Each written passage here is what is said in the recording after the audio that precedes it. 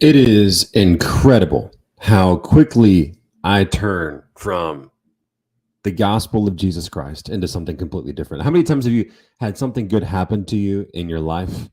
Like maybe you were worried about finances, you were worried about health, you were worried about something that was causing a lot of stress and overwhelm in your life. And God does something that makes you completely grateful. And you're like, man, God answered this prayer. God showed up in this moment. God did this awesome thing. I can rely on him. I can trust him. I can believe him. Like this is awesome. And then 2 days, maybe 4 days, maybe a week or two later, man, I gotta work. I gotta get this under control again. I gotta figure out my own solution again. I can't just wait on God to show up. I gotta figure out my own solution. I gotta go back to trying and achieving and earning and proving myself, and I gotta get this under control. And we completely forget what the Lord just did. Like he just showed up. He was just faithful. He just gave us grace. He just showed he cared and wanted to provide, and yet we just completely wipe that from our memory and go right back from and turning from God's will to self will. Like how often I do this in my own soul. It's in a it is a clear picture of my human condition. Like I am a frail and broken man that consistently turns from a good and awesome God to my poor and wretched self for everything that I need in life. And here, and we've been going through the Galatians, and we're doing chapter 1, verse by verse. And as we come to this passage today, what we're going to see is Paul say this type of thing, not about like occurrences in life, but about the gospel itself.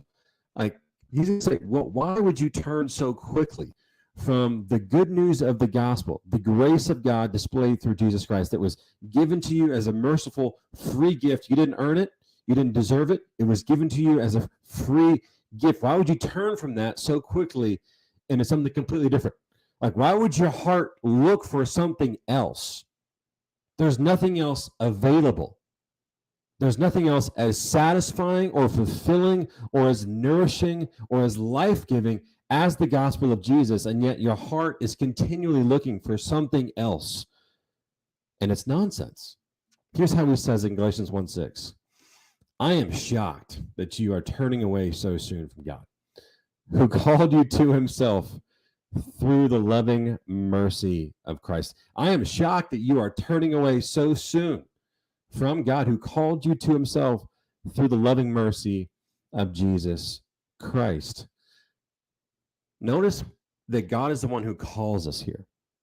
God is the one who called us to himself, and what we do in his calling to himself is we turn. And the cisterns that we turn to typically are things that we can go back and look on in our own performance and say, hey, I did this, I earned this, I proved this. And the gospel in this context of Galatians was that they were turning from what mercy they'd received in Jesus into what their own works and performance would validate for themselves. And he's saying, why would you go back to thinking you have to be good enough? Why would you go back to thinking you have to prove yourself? Why would you go back to relying on your own performance and believing that you need to prove yourself to God? Like you don't have to do that anymore. There is a gospel that says you are fully loved by the grace of God given to you in the person of Jesus, who proved his love for you on the cross and died for you in his place. So you don't have to prove yourself. You don't have to perform. His love for you was displayed in his life and death. And yet you're turning again, thinking, I got to be good enough. I got to be a good enough mom. I got to be a good enough spouse. I just got to be a good enough employee at work. I have to be good enough. I have to have what it takes. I got to prove that I'm strong enough for God to love me. And then once I prove to him that I'm good, I did the right things. I showed up, Lord, then he'll love me. And then once again, I've based my worth, my identity, my value according to God on my performance. And he's looking at me going, hey, why would you believe that nonsense? I am the one that decides your value, that decides your worth.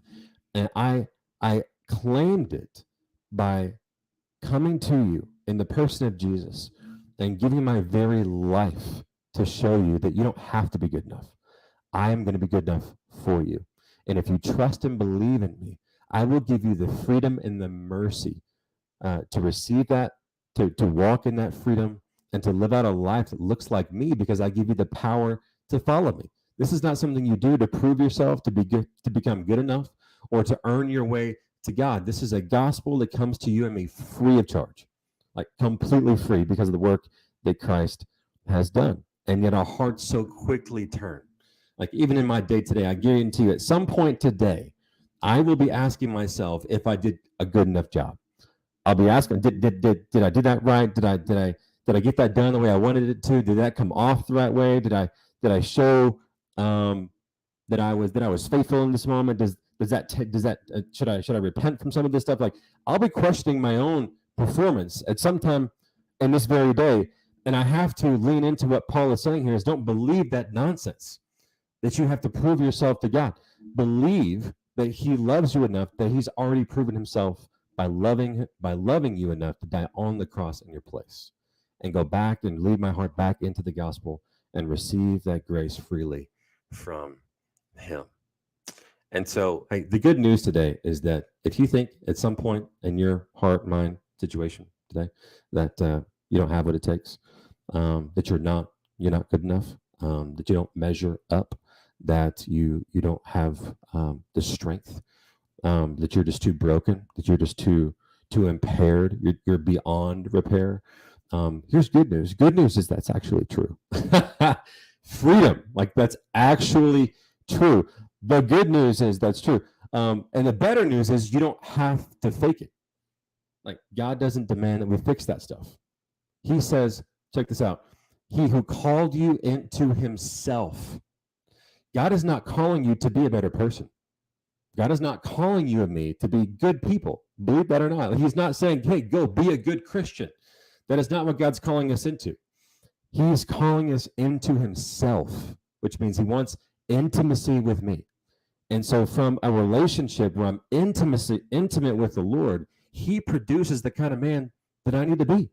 I don't need to worry about how good I am or if I have what it takes. I need to be focused on one thing today, and that's being intimate with Him who calls me to Himself. That's the beauty of following Him. And so I leave you with that today, that don't believe the nonsense that you should base your love from God on your performance or your merit or how good you are, and that you have what it takes. Like don't base your love from God on that. Base it on the fact that He's called you to Himself through the loving mercy of what Christ has done on our behalf.